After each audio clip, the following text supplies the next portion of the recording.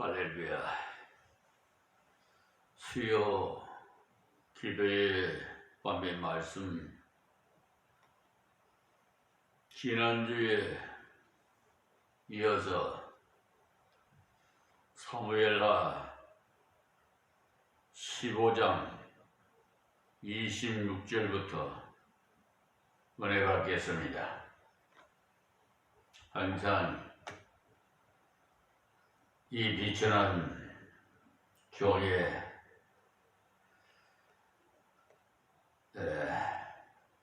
강의 설교를 유튜브 방송을 시청하신 모든 세계 만민들에게 감사를 드리면서 하나님 말씀 전해드리겠습니다. 사무엘하 15장 26절 말씀입니다. 그러나 제가 말씀하시기를 내가 너를 기뻐하지 아니한다 하시면 종이 여기 있사오니 선히 여기시는 대로 내게 행하시옵소서 하리라. 아멘. 이 말씀은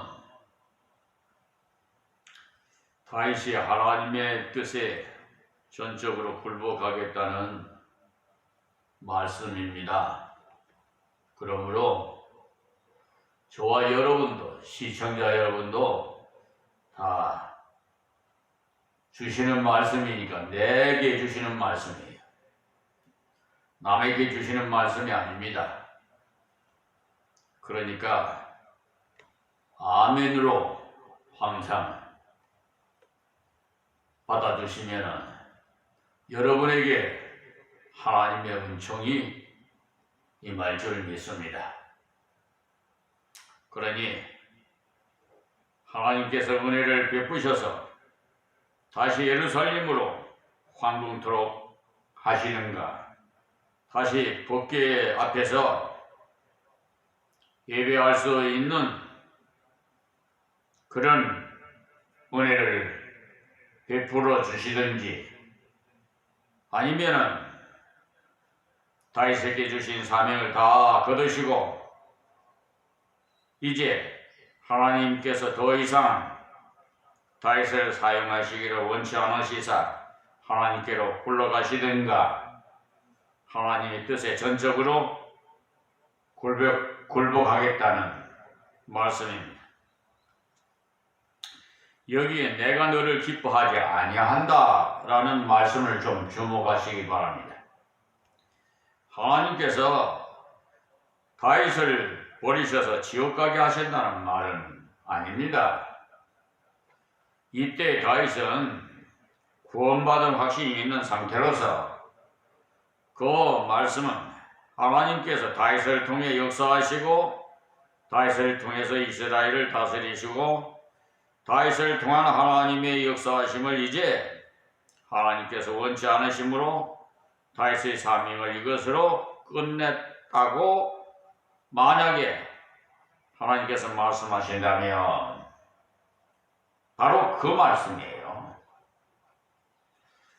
하나님께서 그런 뜻이 계시다면 다윗은 하나님의 뜻에 전적 굴복하겠다, 이 말씀입니다. 우리의 심령도 다윗 같은 심령이 되어야 되겠죠. 그리고 선히 여기시는 대로 내게 행하시옵소서. 이 말씀은 압살롬의 그 반역이 하나님께서 다윗을 내쫓기 위한 하나님의 그 간섭일진데 그것까지도 달게 받겠다, 이 말입니다. 그러니 다윗은 지금 압살롬의 반역 그 자체를 보지 않고 하나님의 손길이 어디에 있는가, 그것을 살폈다는 것입니다. 그러니까 그것이 하나님의 간섭에서 온 것이면 그 간섭이 불복해서 하나님의 손안에서 채찍을 맞을 것이고, 주의 품에서 맞겠다, 그 말씀이에요. 그러니까 하나님께서 선히 여기시면 매를 맞을지라도 주의 품에서 맡겠다는 참으로 아름다운 다윗의 신앙을 볼 수가 있죠. 우리 자녀들 기르면서 잘못하면 사랑의 매라고 채찍, 해초리로 예전에는 그 선반에다 딱 얹어놓고 자녀가 잘못하면 종아리 걷어하고 장단지 부분을 그 가느다란 해초리로 따끔따끔하게 때리면요 따끔따끔한데 그 맞을 때는 아프죠. 깨달으라고 때리는 거예요. 부모가 어디 자식 미워서 때리겠습니까? 그러니까 우리 하나님께서도 우리를 간섭하시면서 때로는 곁길로 가면 하나님께서 깨달으라고 간섭하셔서 해초리를 들 때가 있어요. 마귀를 도구로 삼아서 말이에요. 우리는 하나님의 축복만을 기다리고 있습니다만 다윗은 하나님의 채찍도 기다리고 있었어요. 항상 제가 말씀드리지만 양면성이 있어요. 천국과 지옥. 그러니까 항상 하나님은 사랑이시지만 공의 하나님이시다. 그러니까 그걸 온전히 가르쳐줘야 돼요. 요즘은 기복적인 신앙이 돼가지고 그냥 무조건 하나님을 사랑하신다. 근데 이거는 안 돼요. 왜 우리가 예수를 믿어야 하는지 그 원인을 가르쳐줘야지요. 그러기 위해서는 지옥이 있다는 걸 가르쳐줘야 되지 않겠어요? 그래서 깨달아야죠. 그때 당시 전도할 때는 그 사람이 좀 불쾌하게 생각하더라도 심지어요 그런 일이 있었어요. 예수 안 믿으면 지옥 갑니다 하니까 기분 나빠가지고 그 소리 했다고 트집을 잡아가지고 좀 난폭한 짓을 당한 그런 일도 있어요. 그럴 때마다 감사하세요. 왜냐? 그분은요, 그 적시는 모르니까 그렇지만 나중에 돌아서서는 다 회개해요. 하나님의 택한 백성이라면. 그래서 그 생각이 자꾸 새록새록 나거든요. 지옥 간다? 지옥 간다? 안 되지. 하나님 믿어야지. 예수님 믿어야 되지 않겠어요? 그러니까 그렇게 끌리는 거예요. 그러니까 부러움 마시고 항상 양면성을 가르쳐 주세요. 하나님의 그 축복이 있지만은 한편으로는 또한 해초리도 있다. 이걸 가르쳐 줘야 돼요. 그리고 하나님의 뜻이라면 채찍을 맞되 하나님께 돌아가리라는 이 다윗은 27절에 뭐라고 그랬냐 귀한 말씀이 나오는데요. 왕이 또 제사장 사독에게 이르되 네가 성견자가 아니냐. 아멘.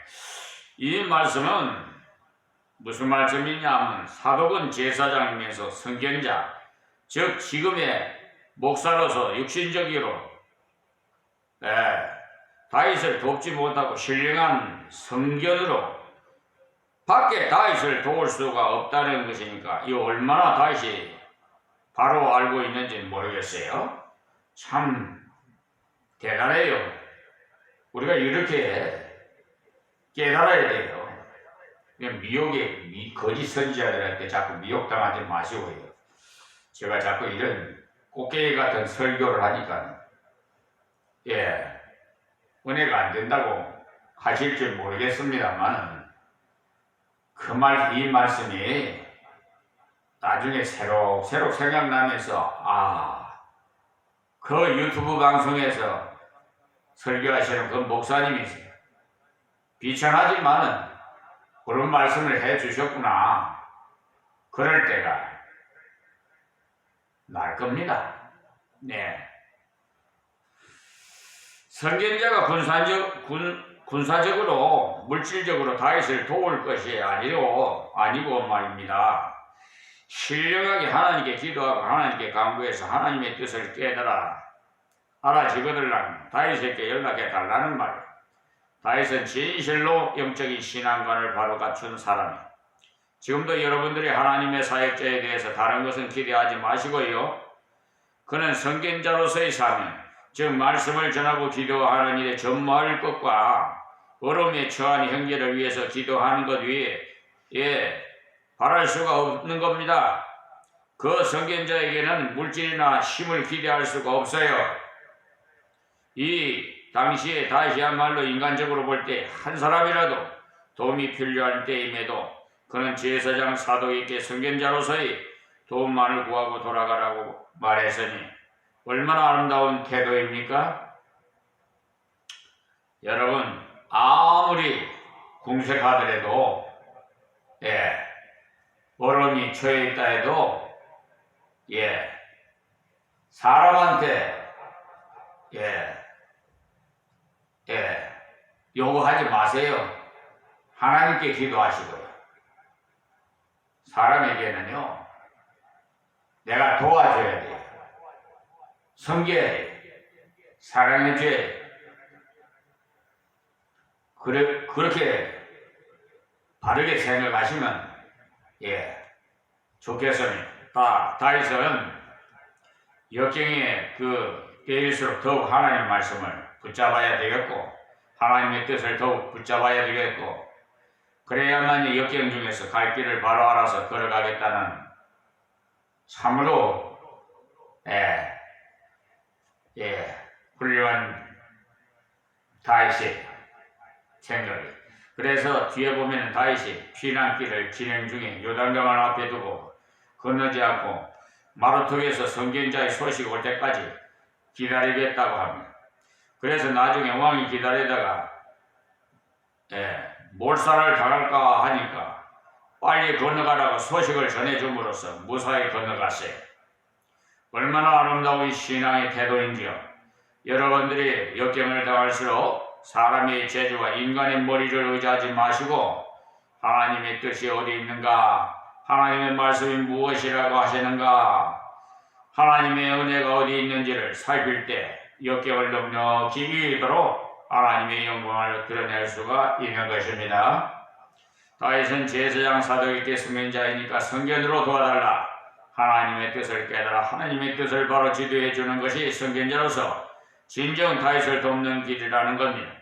그리고는 그의 아들들을 다 데리고 성으로 편안히 돌아가라고 말을 했어요. 다음 28절 말씀입니다. 너희에게서 내게 보호하는 기별이 올 때까지 내가 광야 나루터에서 기다리리라. 아멘. 보십시오. 여기에 다윗은 하나님의 뜻이 어디 있는지를 잘 살펴서 요단강을 건너야 하는지 아닌지를 살펴서 요단강 나루턱에 턱 앉아서 다윗에게 기별이 올 때까지 기다리겠다는 것입니다. 다윗의 생명은 하나님의 뜻과 하나님의 지시하심과 하나님의 인도하심에 걸려 있습니다. 지금 촉각을 다투는 피난길에서 나루턱에 머물러 있다는 것은 죽을 수도 있다는 거예요. 그러나 그는 하나님께서 죽게 하시면 죽겠다는 이것이 바로 다윗이 하나님을 향한 신뢰였습니다. 우리가 신뢰가 있어야 돼요. 예수 믿는 사람 신뢰가 있어야 됩니다. 주께서 나를 죽이실지라도 나는 주를 신뢰하리라. 이것이 다윗의 신앙이에요. 다음 29절 말씀에 사독과 아비아달이 하나님의 궤를 예루살렘으로 도로 메어다 놓고 거기 유하니라. 아멘. 이 제사장 사독과 아비아달은 이 하나님만을 전적으로 의지하는 다윗의 신앙을 보고는 이들도 마음이 흐뭇해가지고 진정 다윗을 돕는 길은 피난길에 봇길을 메고 다윗을 따른다고 하나 전쟁 중에 무슨 큰일을 하겠는가. 이제 다시 돌아가서 예루살렘에 모신 대로 봇길을 모셔놓고 하나님께 기도하고 간구해서 하나님의 뜻을 살펴서 다윗에게 전해줌으로써 확실한 하나님의 인도를 가르쳐 주는 것이 다윗에게는 더 나은 돕는 길인 줄로 알아서 다윗의 말에 순종해서 봇길을 다시 둔 곳에 메어다 놓고 거기에 유했다고 했어요. 그 다음에 보면 또 다른 사람이 다른 방면에서 도움이 손길이 옵니다. 자, 30절 말씀이에요. 다윗이 감람산, 제가 좀 발음이 좀 혀가 잘 안 돌아가네. 올라갈 때 머리를 가리우고 맨발로 울며 행하고 저와 함께 가는 백성들로 각각 그 머리를 가리우고 울며 올라가니라. 아멘. 여기 다윗이 처한 상황 속에서 보통 사람은, 그러니까 허세를 부리는 사람이라면 아마도 쫓겨나는 주제라도 왕의 채통으로도 부하들에게 용기를 주기 위해서도 보통 화장법을 쓸 것입니다.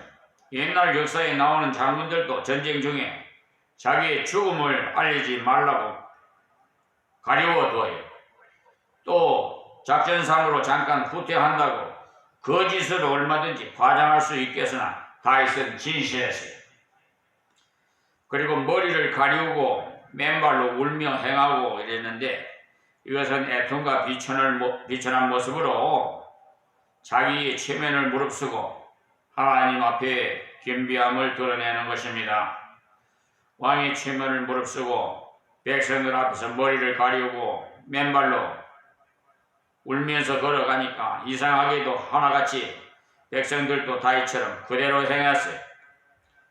옛날에 그 용감하던 훌륭한 장군의 모습을 읽고 이렇게 다윗에게 대한 모든 기대감을 잃고 시리에 빠져 다윗을 떠나가거나 하지 않고 오히려 왕과 같은 그런 심령으로 임금을 사랑하는 마음이 불붙듯이 그와 동고동락하고자 똑같은 모습으로 따라가는 백성들의 모습입니다.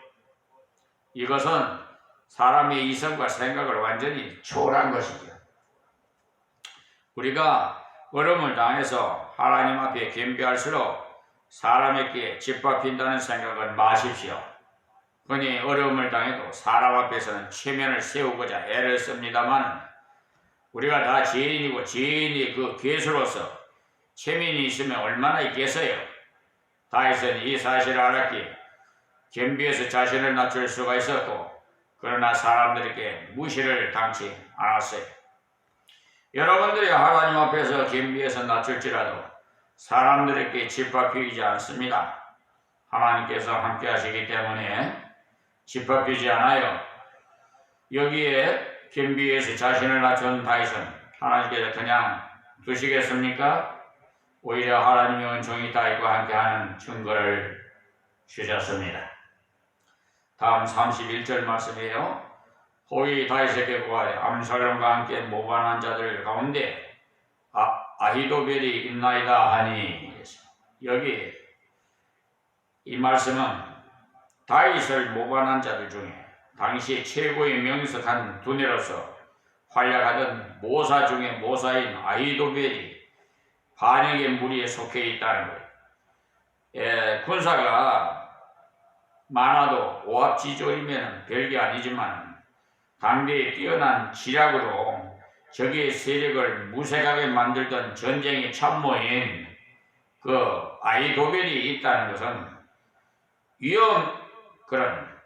위험적인 존재예요. 아히도벨이라는 말만 들어도 간담이 서늘한 지경입니다. 이 전쟁의 참모인 아히도벨이 끼어있다는 소식을 대단히 무서운 소식으로 더욱이 다윗에게는 인간적으로는 절망적인 소식입니다. 그러나 다음에 다윗이 취하는 태도를 보십시오.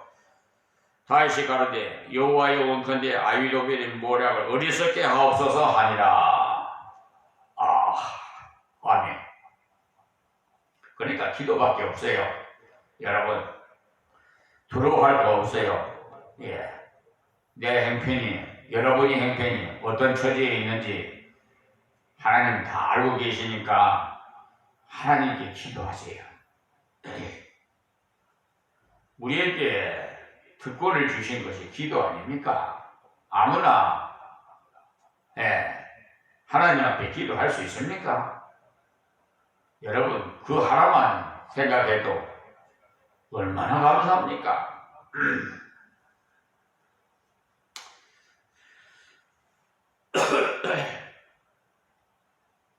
여기에 모사 아비도벨의 그 꾀나 지혜나 머리를 어둡게 하실 이는 오직 하나님밖에 없다는 것을 다윗은 알았죠. 우리가 세상에 살면서 참 험난한 길을 우리 다 걸어가고 있어요. 제가 항상 말씀드리지만 저는 날마다 하나님과 동행함으로써 체험적인 이런 생활을 하니까 너무 감사해요. 하나님의 은혜를 어떻게 말로 다 표현할 수가 없어요. 옛날에 속된 말로 이 모습이 이 몸으로 산다고 말이 있듯이요. 일꾼이 없으니까 하나님께서 지혜를 주시는 거야. 일꾼을 보내달라고 지혜를 주십시오. 하여튼 하나님께 구하면요 하나님이 도울 자를 보내줘요. 어제는요 아시는 목사님 보내주셔서 예배 2처소인 저 양동은 임마누엘 교회 주거방 입구에 예배당에서 들어가는 입구 천장을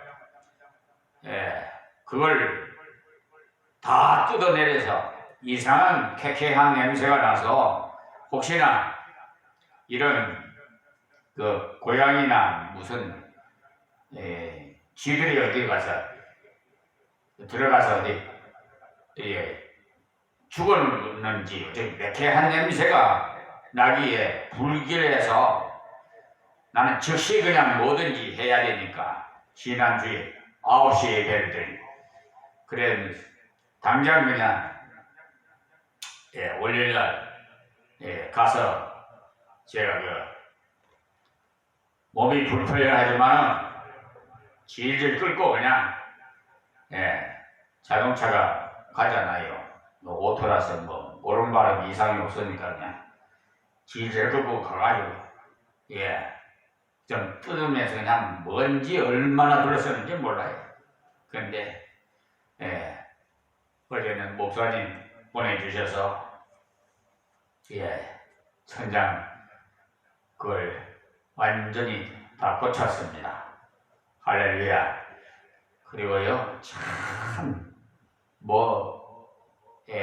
저희 사택의 입구도 비바람이 치면은 너무나 그냥 피할 길이 없어요. 피할 막 비를 다 맞고 그냥 출입구에서 우산을 접어야 되고 또 요즘 전자 무슨 열쇠 같은 게 있잖아요. 비밀번호 눌려가지고 여는 거. 그 습기가 자면은 고장난다고 그러지. 하나님 지혜를 달라고 구했지요. 그랬더니 하나님께서 지혜 주셔서 아주 참 해놓고도요 제가 한 것이 아니라 하나님이 하신 거죠. 설계를 다 해주셔서 지혜를 주셨기 때문에 너무나 좋은 거예요. 어제 목사님이 와서 보고는 아주 그냥 특허품이라고 그러네. 아주 너무 과분한 잘해 놓으셨다고, 너무나 잘 돼 있다고, 전문가가 한 것 같다고 할 정도로, 왜 하나님께 구하면 다 이렇게 은혜를 베풀어 주세요. 그러니까 우리도 다 할 수 있어요. 우리가 세상에서 머리가 비상하고 여러 가지 꾀가 많은 사람들이, 그리고 사탄과 이단의 그 악한 세력들이 우리를 괴롭히고 삼키려고 다가올 때 우리가 할 일은 하나님 앞에 기도할 뿐이죠. 다윗의 기도에는 하나님이여 저들 꾀를 어리석게 하옵소서라고 기도하는 것을 보십시오. 다윗은 아비도벨의 그 꾀에 대항해서 인간적인 노력을 하고 또 다른 한 수 위에 그 꾀로 대항하지 않았어요. 오히려 꾀 많은 사람을 하나님께서 그 꾀를 어리석게 하시기를 구하는 기도로 대처해 나갔던 거예요. 그렇습니다. 절망적인 소식이 있을 때 참 지혜를 얻는 길은 오직 하나님을 의지하는 것입니다. 다윗은 이때 자기의 머리로 이긴 것이 아니고 암살놈으로 재발함에 죽었고 아비도벨도 재발함에 자살했어요. 하나님께서 이 다윗의 기도를 들으셨던 거예요. 우리가 인간의 능력으로는 어찌할 수가 없는 절망적인 소식이 위협이 올 때가 우리 할 일은 오직 하나님 앞에 기도하는 길밖에 없습니다. 다음 32절의 말씀은 다음 시간에 이어서 말씀드리겠습니다. 하나님 고맙고 감사합니다. 오늘도 이 귀한 말씀 주신 것 유튜브 방송을 시청하시는 모든 분들에게 은혜가 되게 하여 주시옵시고 다 귀 있는 자는 들어서 하나님 앞에 회개하고 돌아오는 역사가 일어나게 하여 주옵소서. 무엇이든지 다 구하라고 하셨사오니 하나님 사람 의지하지 말고 하나님께 의지하고 구하고 두드리고 찾아서 하나님께 모든 영광 돌릴 수 있도록 은혜를 베풀어 주시옵소서. 예수님의 이름으로 기도하옵나이다. 아멘.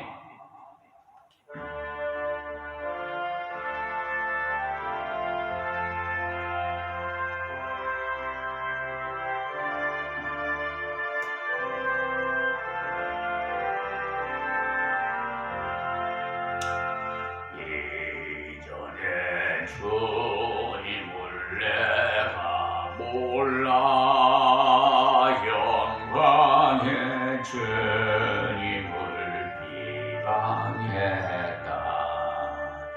지극한 은혜 내게 넘겨주고 날 불러주시니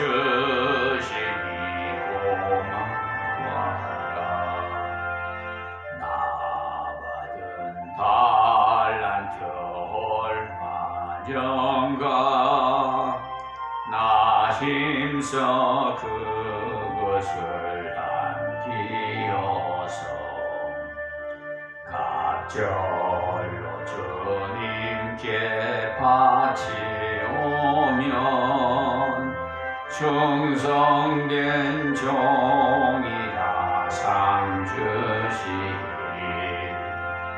천하고 무능한 나에게도 귀중한 직분을 맡기셨다. 그네 고맙고 고마워라. 이 생명 바쳐서 충성하리. 내 하는 일들이 하도 적어 큰 열매 눈앞에 안 되어도 주님께 죽도록 충성하며 생명의 멸루가 얻으리라. 죽도록 충성하게 하옵소서.